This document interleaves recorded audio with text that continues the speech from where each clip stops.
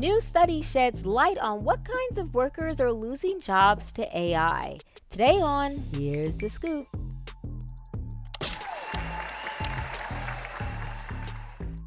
Today's article comes from CBS News, guys, and they are shedding new light on the jobs that AI will definitely be taking.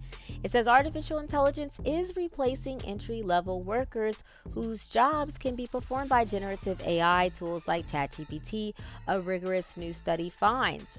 So, early career employees in fields that are most exposed to AI have experienced a 13% drop in employment since 2022 compared to more experienced workers in the same fields. And when measured against people in sectors less buffeted by the fast emerging technology, according to a recent working paper from Stanford economists, I'm not going to say these last names, I'm just going to run through the first names: Eric, Barat, and Rui. Okay, the study adds to the growing body of research suggesting that the spread of generative AI in the workplace is likely to disrupt the job market, especially for younger workers, the report author said.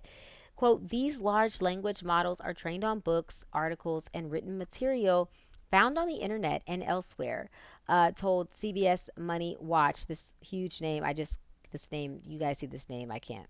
That's the kind of book learning that a lot of people get at universities before they enter the job market. So there is a lot of overlap with between these LLMs and the knowledge young people have. The research highlights two fields in particular where AI already appears to be supplanting a significant number of young workers: software engineering and customer service. Nobody's surprised about that.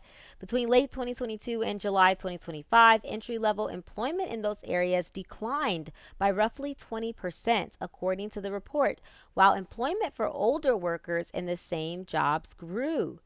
So, guys, that's pretty interesting. So, between late 2022 and July 2025, entry level employment in these areas declined, but employment for older workers in the same jobs grew. And I think maybe that has to do with how these older people are working. These older workers, I don't know how old they are, but they could be like 10 years older. They don't have to be like 30 years older, but they might be working more efficiently. Overall, employment for workers aged 22 to 25 in the most AI exposed sectors dropped 6% during the study period. By comparison, employment in those areas rose between 6 and 9% for older workers, according to the researchers. The analysis reveals a similar pattern playing out in the following fields: accounting and auditing, secretarial and administrative work, computer programming, and sales. Older employees who generally have navigated the workplace for a longer period of time are more likely to have picked up the kinds of communication and other soft skills that are harder to teach, and that employees may be reluctant to replace with AI, the data suggests. I totally agree with that. Especially people like my age, 35 and up, like we're a different breed, and we are definitely more social, more comfortable talking, interfacing, and just being more personable too.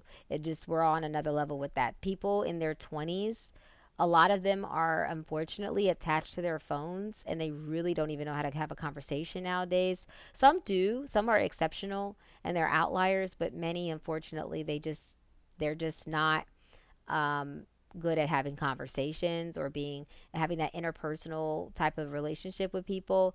It's just not there. Quote, older workers have a lot of tactic knowledge because they learn tricks of the trade from experience that may never be written down anywhere. That's another huge one. Just experience in general, along with the interpersonal skills and just the efficiency and knowing to be on time and all that stuff. It matters, especially when they can have AI do these other things. Those interpersonal skills, those social skills, they are really coming to the forefront as being really important for jobs. Quote, they have knowledge that's not in the LLM, so they're not being replaced as much by them. So again, they have jobs most and least exposed to AI. They got like a little chart here, GPT-4 overall, automation, augmentation. So least exposed are maintenance and repair workers. Let me zoom in actually on this a little bit. Let me try to zoom in. Can I zoom in? Oh no, I can't zoom in. GPT-4, maintenance and repair workers, nursing, psychiatric, and home health aides, laborers and freight stock and material movers, maids and housekeeper cleaners. These are least exposed for ChatGPT. Most exposed are the secretaries, so all the ones I listed.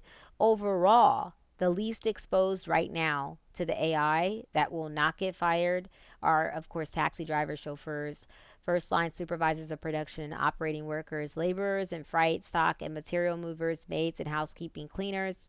Um, Most exposed, all of the white collar jobs. So sales, accounting, like I talked about earlier, and automation. Least exposed, maintenance and repair workers, managers, nursing, psychiatric and home health aides, driver, sales workers, and truck drivers. Least exposed for right now. Most exposed, general and operations managers, receptionists, information clerks, software developers. And then augmentation is least exposed, cooks, welding, soldering, and brazing workers, tellers, drafters for right now. And then most exposed for augmentation is chief executives, maintenance and repair workers, registered nurses, computer and information system managers. So basically, all the white collar jobs are soon to be most exposed to being taken by AI, but all the blue collar jobs, more interpersonal, social jobs, hands on, dealing with people jobs are the least to be exposed for right now. But once they bring in those robotic machines, I'm pretty sure they're going to come for those jobs as well, the ones that are currently least exposed. The study is unusually robust given that generative AI technologies are only a few years old, while experts are starting to systematically dig into the impact on the labor market. The Stanford researchers used data from ADP, which provides payroll processing services to employers with a combined 25 million workers, to track employment changes for full time workers in occupations that are or more or less exposed to AI. The data included detailed information on workers, including their age and precise job titles. AI doesn't just threaten to take jobs away from workers. As with past cycles of innovation, it will render some jobs extinct while creating others. Tech has always been destroying jobs and creating jobs. There has always been this turnover, he said. There is a transition over time, and that's what we are seeing now.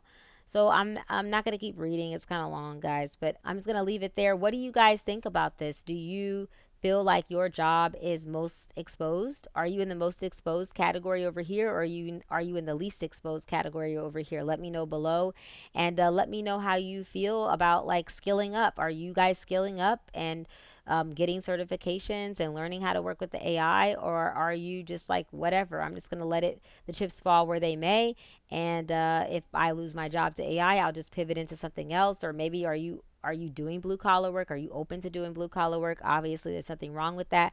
Plumbers right now are making about $150,000 working for themselves.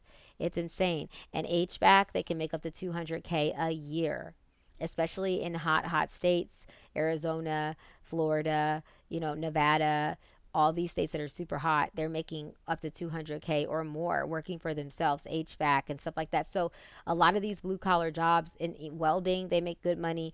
There's a lot of money in those, but people seem to not really want to do them as much, but the money is there. So let me know below if you guys are open to that, or if you're doing that already, and how's that working for you. Thank you guys for listening, and I will see you next time.